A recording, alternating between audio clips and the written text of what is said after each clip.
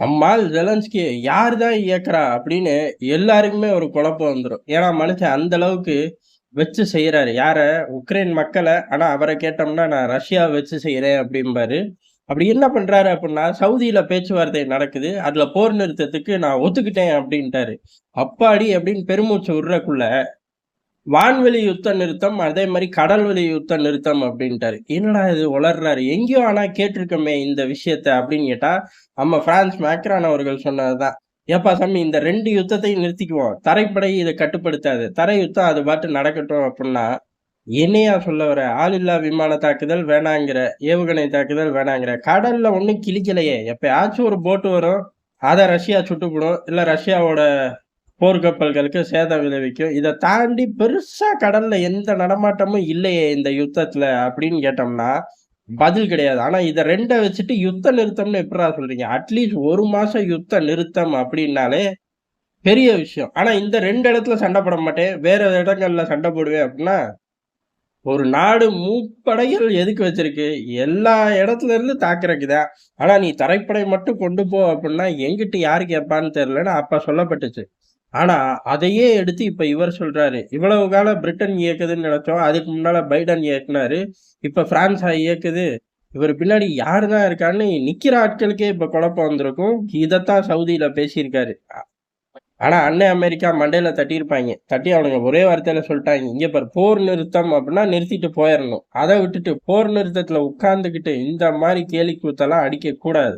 முதல்ல நாங்க சொல்றத கேளு அப்டின்னு சொல்லி அமெரிக்கா தன்னோட ஆஃபர தூக்கி முன்னாடி வச்சிருச்சு. போர் நிறுத்தம் அப்படின்னு பேச உட்கார்ந்துட்டு, இடங்கள குடுக்க மாட்டேன் அப்படின்னு அடம் பண்ணக்கூடாது அப்படின்ட்டார்கள். அதுதான் ஃபர்ஸ்ட் அவர்கள் வைக்கிறதே. அப்ப என்ன போர் நிறுத்தத்துல உட்காரும்போது இந்தந்த இடங்கள குடுத்துருவோம். பஃபர் ஜோன் வேணாம். அப்படி ஒரு கான்செப்ட்டே வேணாம் அப்படின்னு அத நோக்கி தான் போகணும் அப்படிங்கிறது தான் அவர்களோட ஃபர்ஸ்ட் விஷயம். இத புரிஞ்சுகிட்டு உட்கார்ந்து பேசணும். உட்கார்ந்து பேசும்போதே தப்பா பேசிக்கிட்டு இருக்கக்கூடாது அப்படின்னு சொல்லி கிளியரா ஒரு போர்டு போட்டிருக்கார்கள். அடுத்த கட்ட விஷயமா, இந்த ஒப்பந்தத்த கையெழுத்து போட்ட உடனே நீ தேர்தல வைக்கிற உக்ரைனுக்குள்ள, அதுதான் ரொம்ப பெயில் அப்படின்ட்டார்கள். அப்ப கலிபால ஒப்பந்தம், கலிபால ஒப்பந்தம்லாம் நீ தரேன் தரல எதுவுமே சொல்ல முடியாது. அது நாங்களா பார்த்து வாங்கிக்குவோம். ஆனா அதுல கையெழுத்து போடுறதுக்கு முன்னாடி ஜெலன்ஸ்கியோட போக்க மாத்திக்கணும் அப்படின்ட்டார்கள். அதாவது இப்ப அதிபரா செயல்படுறாருல்ல, அதிபரா அவரா ஒரு இஷ்டத்துக்கு செயல்படுறாரு.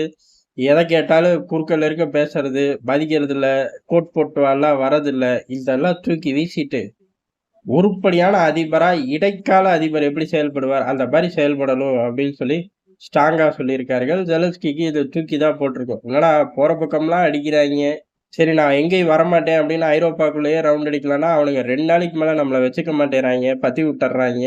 என்ன பண்றதுன்னே தெர்ல அப்படின்னு தலைவன் யோசிச்சுக்கிட்டு இருக்கும்போது, உக்ரைன் ராணுவம் ஜெலன்ஸ்கிக்கு ஒரு அதிர்ச்சிய குடுத்துருச்சு. என்ன பெரிய அளவு தப்பிச்சு ஓடியிருப்பாய்ங்க அப்படின்னா, தப்பிச்சு ஓடுனா கூட தேவலங்கிற மாரி ஆயிப்போச்சு. அதான் 2ஆ பிரிஞ்சு 2 விதமான கருத்துக்கள தெரிவிக்கிறார்கள். ஒரு கூட்டம் அப்படிங்கிறது போர் நிறுத்தத்துக்கு ஆதரவு. அதாவது போர் நிறுத்தத்த கொண்டு வந்துருவோம். ஆனா இந்த கோமாளித்தனமான போர் நிறுத்தம் கிடையாது. இந்த கடல், ஆகாயம் இதெல்லாம் போர் நிறுத்தம், தரைவழி அப்படின்னு வித்தியாசமான போர் நிறுத்தம்லாம் தேவையில்ல. அப்படியே போர் நிறுத்திப்புடுவோம். பேச ஆரம்பிச்சுருவோம் அப்படின்னு சொல்லி ஒரு கூட்டம். இன்னொரு கூட்டம் அப்படிங்கிறது இந்த விசித்திரமான ஐடியாக்கு ஒத்து வருது. என்ன? போர் நிறுத்தத்துக்கு எதிரா தான். ஆனா, இந்த கடல், நீர், ஆகாயம்லாம் பிரிக்க வேணாம். போர் நிறுத்தமே வேண்டாம். ஆனா, நம்ம தாக்குறக்கு ஆயுதங்கள் ஃபுல் ஃப்ளெட்ஜ்டா உள்ளுக்குள்ள பம்ப் ஆகணும். இல்ல லாங் ரேஞ்ச் வெப்பன் மஸ்ட் அப்டின்ருக்காய்ங்க. ரஷ்யாவுக்குள்ள தாக்குறக்கு முழு உத்தரவாதத்தோட ஆயுதமும் வரணும், உத்தரவுகளும் வரணும். போர் நிறுத்தமே தேவையில்லை அப்டின்னு சொல்லியிருக்கார்கள். இத யாரு செட் பண்ணாங்கிற மாரி ஆச்சரியமா இருக்கு. இப்டி 2ஆ பிரிஞ்சு ஆக்ரோஷமா உள்ளூர் ஏஜென்சிலருந்து உலக ஏஜென்சிகள் வரை அம்புட்டு பயலுகளையும் கூப்ட்டா அவன் வேணா தனித்தனியா பேச ஆரம்பிச்சுட்டாய்ங்க.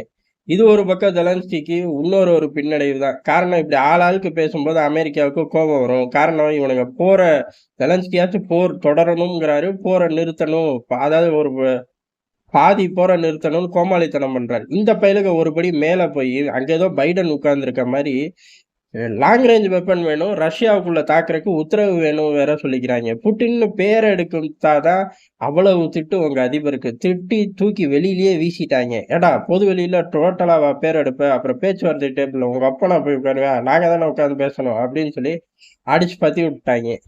பத்தாக்குறைக்கு இப்ப ரஷ்யாவுக்குள்ள தாக்குறக்கு ஆயுதங்களும் வேணும். நீ உத்தரவு குடுக்கணும் அப்படின்னு சொன்னா, ஆட்டோமேட்டிக்கா சவுதியில உள்ள செலன்ஸ்கிய சவுதி மன்னர்கிட்டயே நீ என்ன வேணாலும் வச்சு செஞ்சுக்க. ஆனா உங்க ஊர் ஸ்டைல்ல செய்யி அப்படின்ட்டாய்ங்கன்னு வச்சுக்கங்க. ஜோலி முடிஞ்சு போச்சு. செலன்ஸ்கிக்கு இதுதான் இப்ப அங்க நெஞ்ச பிடிச்சிருக்கும். நன்றி. வணக்கம்.